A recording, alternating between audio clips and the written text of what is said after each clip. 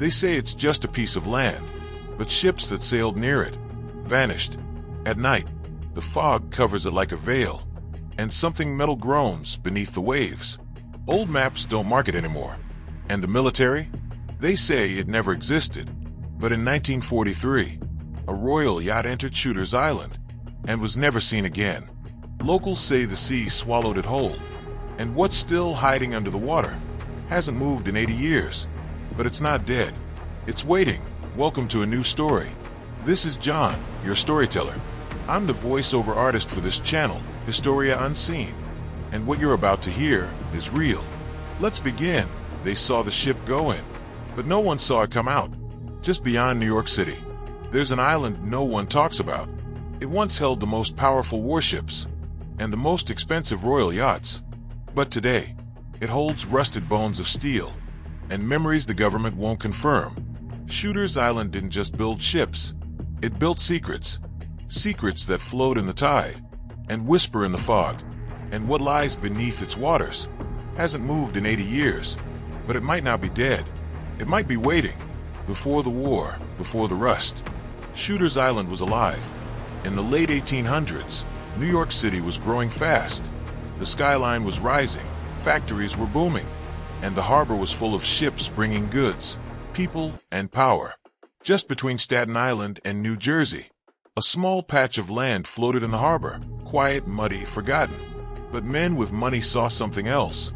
They saw potential. They brought in steel, bricks, and workers by boat. They flattened the land, cleared the trees, and built long docks that stretched into the water like fingers. The island had no roads, no homes, no churches, only machines. It became a shipyard, and not just any shipyard, one of the biggest on the East Coast.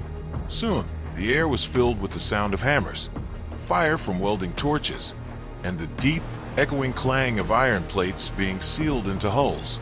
Warships began to rise like sleeping giants from the water. Steel monsters, cold and gray, built by hands that worked day and night. The world was watching, and so was the U.S. Navy. By 1900, Shooter's Island had become a critical spot for shipbuilding. It had secret deals with the government. It had contracts no one outside the harbor had ever seen. And then came the visit that changed everything. One morning, just before dawn, a quiet steam-powered yacht slipped into the harbor, painted white, clean, silent, no flags, no horn, no name. The workers were told not to look. They were told to keep their heads down. But of course they looked.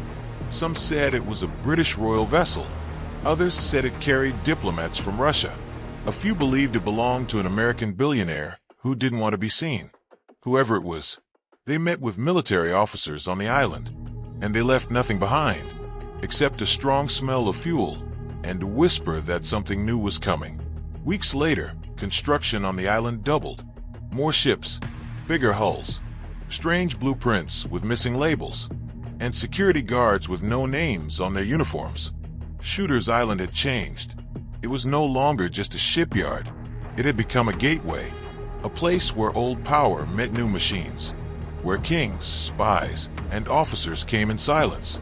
Then came 1917, World War I. America entered the war, and Shooter's Island exploded with activity. Liberty ships were built here, quick, cheap, and made to last just long enough. Thousands of workers lived on nearby boats or commuted by ferry. Some never made it back. There were accidents, ship parts falling, fires. Some said the island was cursed, but still the work never stopped. By the time the war ended, over 100 ships had been built on Shooter's Island. But the island wasn't done yet, not even close. After World War I, the world began to shift again. Politics, greed, oil, and behind all of that, steel. New names began to appear in the island's paperwork, names that didn't match any official naval lists. And in 1933, a ship was launched that was different from the rest. Sleek, silver, lined with rare wood. They said it had gold fixtures inside, and that its blueprints were never recorded. They called it the Silver Moon. And it was never seen again. Some say it belonged to a prince. Others say it was a test ship, used for something far more dangerous. The island kept growing, but so did the shadows. By 1940, a new war was coming, and Shooter's Island wasn't just building ships anymore. It was building something bigger, something meant to disappear. By 1941, the world was on fire again. World War II had begun, and this time, Shooter's Island wasn't just building ships. It was hiding them. The U.S. government had turned the island into something secret, a place where the public wasn't allowed. Maps no longer showed the full shape of the land. Even sailors were told to stay clear of the water near it. Why? Because something was happening there. Something the world wasn't ready for. New guards came in by boat. Young, serious, silent. They wore black uniforms. No names. No ranks. Just one badge. A silver eagle over a black triangle. They built fences, but not on land. They dropped large nets into the water, deep around the island. They said it was to keep out trash and fish. But old workers knew better. They weren't trying to keep anything out. They were trying to keep something in. Inside the main dock, 2 huge warships were being built side by side, but no one was allowed to see their blueprints, not even the engineers. Instead, instructions came in sealed boxes, metal boxes with no return address. Each morning, workers opened them. Inside, there were diagrams, half-drawn, and parts wrapped in wax paper. Some parts were labeled in German, others in Russian. No one asked questions. Rumors began to spread. One man claimed he saw a strange room inside the ship, a chamber with walls that weren't made of steel, but something darker and colder to the touch. Another worker heard strange sounds coming from below the dock, like a hum, low and steady, even when the generators were off. He told the others. He told his boss. He told the bar owner that night. The next morning, he was gone. No goodbye. No bags. No trace. People whispered. They got him.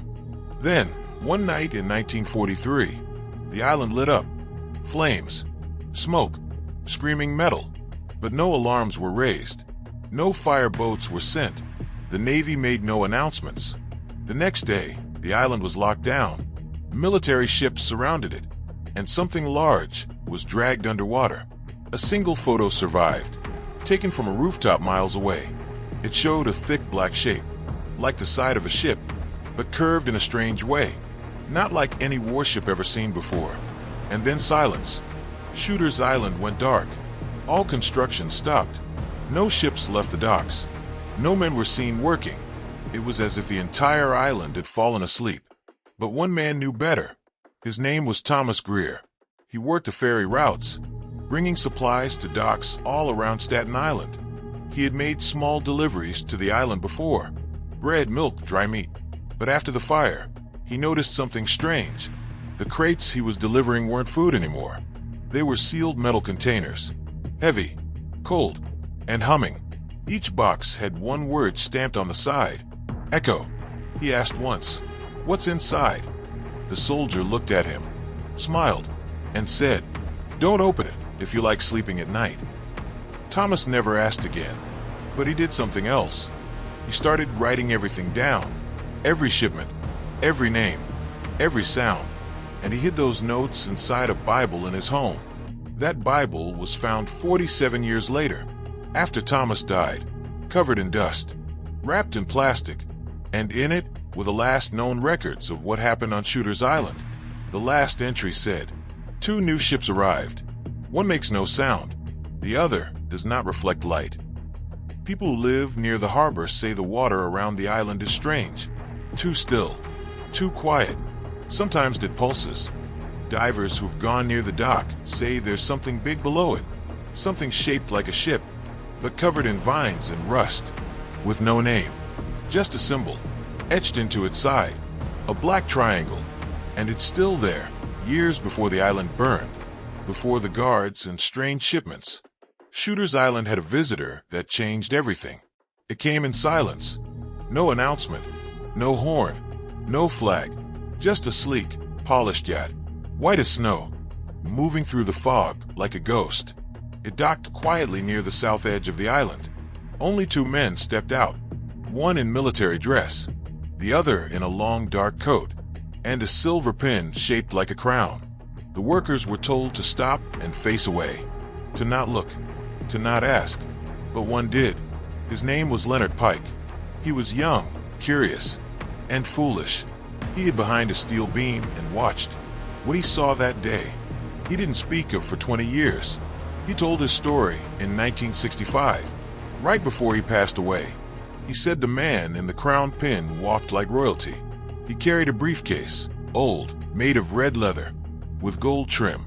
Inside, Leonard swore, was a small, folded blueprint, drawn on black paper, lined with symbols he didn't understand. The military man looked nervous. He kept checking over his shoulder. Then the two of them walked into the warehouse. They stayed inside for hours. When they came out, they were no longer speaking. The man with the crown pin boarded the yacht again. The other man stayed behind, and the yacht disappeared into the fog, never to be seen again. Weeks later, something changed on the island.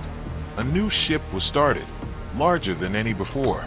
But this one didn't look like a warship. Its design was smooth. Its edges curved. Its paint was silver. They called it Project Moon. But no name was ever painted on the hull. It had dark windows, no deck guns, and a single staircase that led to nowhere. Workers were only allowed to build the outer shell. The inside was completed by special teams flown in from Washington. One worker noticed something odd. Every door inside the ship opened upward, not sideways. No one knew why. Then came the strange delivery. A long black box, covered in velvet, was brought onto the ship. Two guards held it like it was made of glass. When asked what was inside, one guard whispered, "It's not what's inside, it's who." That night, a storm hit the harbor. Winds blew in from the ocean. The water rose high. The ship vanished. No wreckage, no distress call, no broken pieces, just empty water and a heavy silence. Months passed. People forgot. But in London, one royal diary went missing from the palace archive. It was recovered years later in a private estate. In it, a single page mentioned America. A line that read, "The Silver Moon has docked. I fear what they've built upon it." No other entry explained it. No name was signed, just an old family seal. And the date, April 1938. Back on Shooter's Island, another ship was built, almost identical. Same silver body, same strange design. But this one was never completed. Before they could finish, an order came from above. Cease all work. Sink the vessel. And they did. The workers filled it with sandbags, cut holes in the hull, and let it slide into the water. No ceremony, no record. Some say it still sits beneath the dock, waiting in the mud, with velvet still inside. One diver in 2007 said he found something while exploring that area. A staircase, with gold railings, leading nowhere. When he touched the handle, he said it was still warm. Shooter's Island never built another yacht again. Only war machines, silent machines, machines with no names. But the story of the Silver Moon remains. Was it a royal escape ship, a floating lab, or something else, designed to vanish on purpose? No one knows, because everyone who ever touched that vessel was either silenced or lost at sea. By 1944, Shooter's Island looked like a graveyard of steel. The war was still raging, but the island had grown too dangerous, too secret, too full of questions. So the government made a choice, one they never admitted on paper. They began to sink the ships. Not just any ships, but the strange ones, the ones with no names, no records, and no past. They called it decommissioning. But it wasn't that. It was erasing. One by one, the warships were filled with sand, or cut from the bottom, so they'd take on water.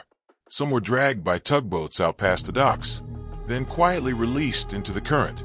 No news, no goodbye, just rust and silence. Locals started to notice. Fishermen said their nets were getting caught on metal under the waves. Big shapes, too big to be cargo, too smooth to be rock. One old sailor, named Henry Boyle, said he saw it with his own eyes. He was passing near the island in '46 when something caught his attention. A massive ship just sitting there, its hull half submerged, But no crew, no flags, no sound. He said the deck was broken, like something had torn through it from the inside. When he got close, his compass spun wildly. The radio went dead, and his engine stalled. He drifted for an hour before the boat restarted. He never went back. Divers later confirmed what Henry saw. The water around the island was filled with ships, not wrecks, but intact vessels. They were heavy with rust, but some still had lights, wires that sparked, and sealed doors that wouldn't open, even underwater. One diver found something chilling, a control panel, still glowing faint red, decades after the ship had sunk. He said the buttons were labeled in 4 different languages: English, Russian, German, and something else he didn't recognize. He left the water shaking. The Navy said nothing. When asked, they claimed the island had been cleared, that no ships remained, that everything had been removed in 1951. But aerial photos told a different story. You could still see the shapes, long, dark shadows just below the surface, some as long as football fields. One ship had a strange outline, a circular chamber on the deck, with no guns, no windows, just a dome of black glass. And then came the storm. In 1962, a violent hurricane hit the East Coast. Winds ripped through the harbor. Rain poured for days. When the storm cleared, 2 of the sunken ships had been pushed closer to shore. One slammed into the island itself, cracked in half. Inside, rescue workers found something that shocked them. A room sealed in the hull, filled with chairs, still bolted to the floor. Each chair had metal cuffs on the arms, like restraints. But that wasn't the worst part. There were no signs of people, but the straps were broken, snapped, from the inside. The Navy arrived within hours. They took over the site, removed the wreck, and said it was an old passenger ship. But the pictures, leaked later by a dock worker, said otherwise. Those weren't passenger chairs. They were containment seats. And whatever they were holding escaped. Since then, more ships have been found under the water. Some are too deep to reach. Others have vanished completely.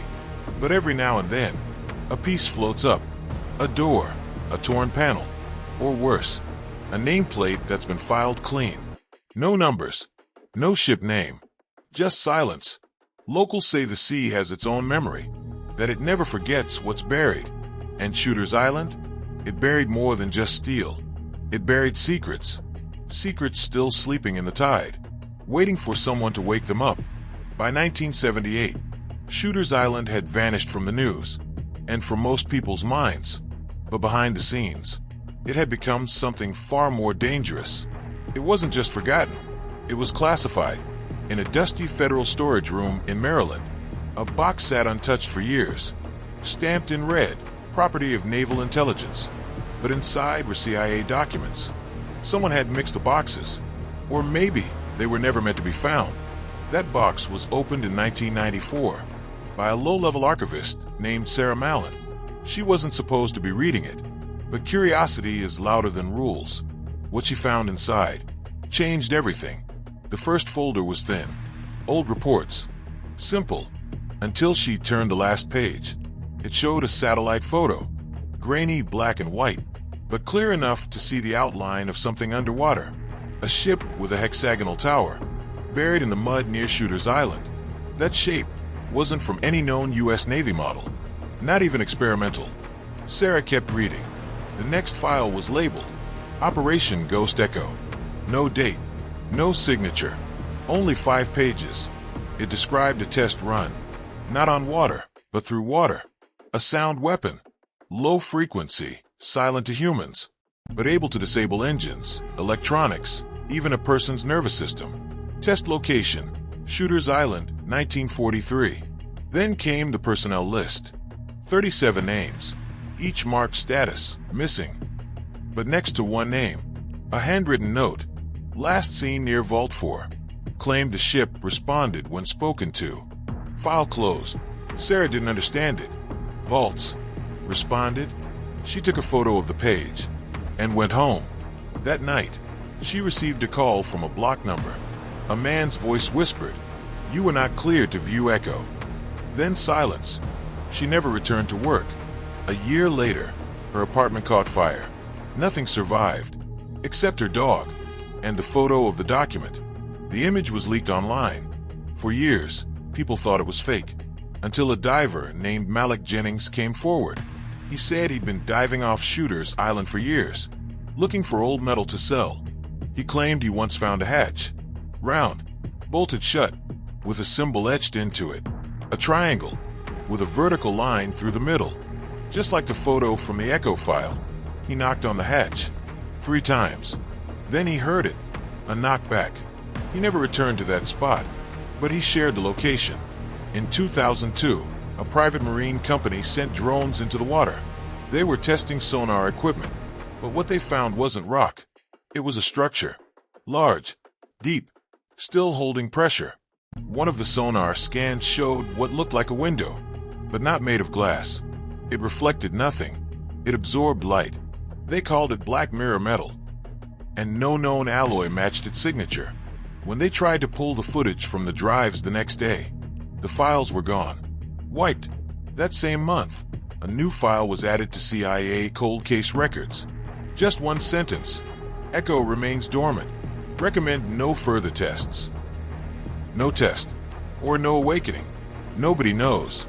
To this day, the waters near Shooters Island are off limits to construction, not by law, but by warning.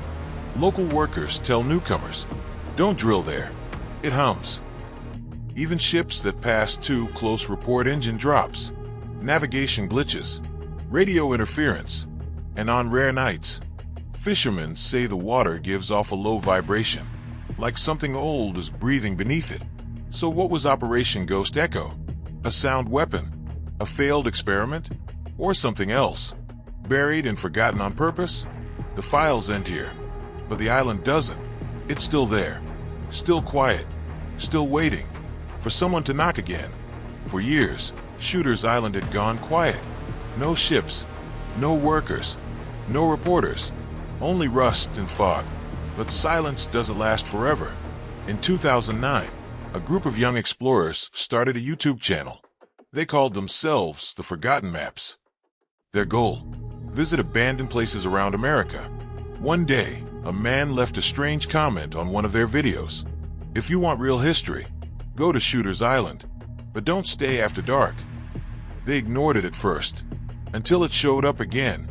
On every video they posted, same words, same warning, same user, no profile picture, no replies. Finally they gave in. The team rented a small fishing boat. 3 people, 2 cameras, 1 drone.